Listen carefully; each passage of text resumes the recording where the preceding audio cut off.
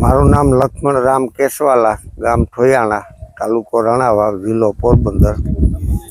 છેલ્લા 13 વર્ષથી ડીએપીની જગ્યાએ અમે ઉત્તમ ખાતર વાવીએ અને ઉત્પાદન ડીએપીની હારે જ આવે, કાંઈ ફેર પડ્યો નથી. ડીએપી 2011થી અમે વાવવાનું બંધ કર્યું નથી. બીજું કોઈ ઉત્તમ એક જ ખાતર વાવીએ, બીજા કોઈ ખાતરનો ઉપયોગ જ નથી કરતા અમે. ગમે એ અને દર વર્ષે અમે આમાં 3 ઉત્પાદન લઈએ.